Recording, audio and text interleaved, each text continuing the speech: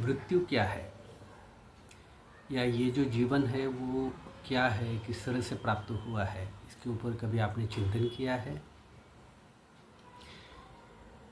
मृत्यु का अर्थ है एक जीव की प्राणन क्रिया नष्ट होना, उसको मृत्यु कह सकते हैं।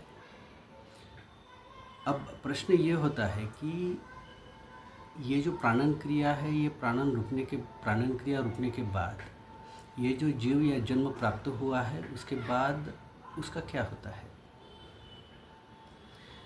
जो मनुष्य जिया है या जो जीव जिया है, उसका मृत्यु तो अनिवार्य है, ये सबको पता है। और जिसका मृत्यु हुआ है उसका पुनः जन्म होना ये भी अनिवार्य है। अब फिर से प्रश्न ये उठता है कि क्या कोई भी जीव इस जन्म और मृत्यु का जो चक्र चालू है, उस चक्र से बाहर आ सकता है क्या?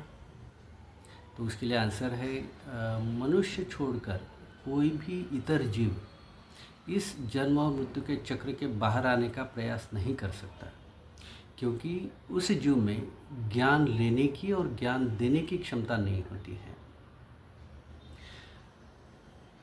अब फिर से ये प्रश्न उठता है कि जन्म और मृत्यु जो है उसके बाहर आने की प्रक्रिया का नाम क्या है? तो उसके लिए छोटा सा आंसर ये है कि जन्म और मृत्यु के बाहर, चक्र के बाहर आने का नाम ही मोक्ष है या मुक्ति है। मतलब जो मनुष्य मृत होने के बाद फिर से नया जन्म नहीं पाएगा, तो उसको कहेंगे कि वो मुक्त हुआ है।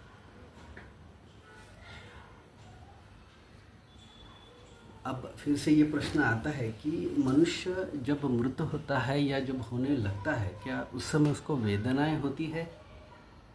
हाँ, तो आंसर है कि बहुत बहुत ज़्यादा वेदनाएं होती है। अब वो जो वेदनाएं हैं वो क्यों होती है? तो उसका आंसर है कि वो जो वेदना है, वो वेदना इस मनुष्य जन्म में रहते हुए जो भी बंध प्राप्त हुए हैं, वो स्नेहानुबंध, ऋणानुबंध, वैरानुबंध या जो भी अलग अलग प्रकार के जो बंध है, वो बंधों की वजह से उसको ये जो शरीर है, ये शरीर छोड़ते समय वेदना होती है।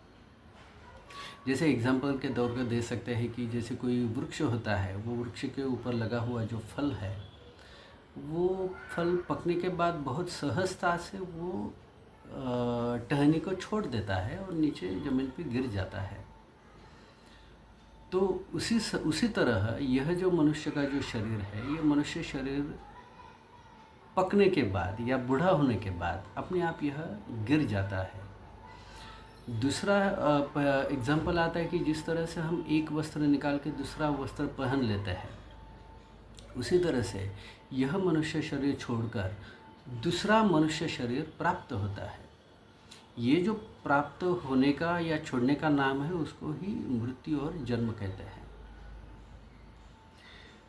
अब फिर से एक नया प्रश्न आता है कि बहुत लोगों ने सुना होगा नाम आत्मा या परमात्मा। तो आत्मा या परमात्मा क्या है? आत्मा का परमात्मा के साथ रिलेशन क्या है? आत्मा कहाँ रहती है? क्या वो इस देह में रहती है? अगर रहती है तो वो कहाँ पे है? उसके गुण क्या है? उसका स्वभाव क्या है? वो क्या करती है? इस तरह के बहुत सारे प्रश्न होते हैं। अगर मनुष्य का शरीर मृत होता है तो उसके शरीर में से क्या निकल के जाएगा, और फिर दूसरा जो जन्म प्राप्त होता है उसके अंदर क्या जाएगा? क्या इस जन्म में जो कर्म किए हैं, जो संस्कार हुए हैं, जो पाप पुण्य किया है, क्या वो नए जो शरीर प्राप्त होगा, क्या उसमें जाएगा? मैं और मेरा, तू और तेरा, इनका अस्तित्व है क्या? अगर आपने सोचना शुरू किया कि मैं मतलब कौन हूँ, तो आपको इस प्रश्न का उत्तर नहीं मिल सकता, क्योंकि मैं का अस्तित्व ही नहीं है। अगर मैं का अस्तित्व नहीं है तो फिर ये जो सारा जो कर्म करने का जो प्रयास होता है मेरे लिए, मेरा दुख, मेरा सुख, मेरा रिलेटिव वगैरह वगैरह, ये सब का अस्तित्व नहीं है। इसको हम माया कह सकते हैं। अब ये जो माया है, ये माया के बाहर कैसे जाएंगे? इस तरह के और बहुत बहुत बहुत सारे प्रश्नों का अगर आपको उत्तर जानना है या समझ के लेना है, या समझे तो किसी को सिखाना है, तो आप मृत्युंजय साधना गुरु प्रवीण ऋषि जी की ज़रूर ज्वाइन करें। प्रणाम।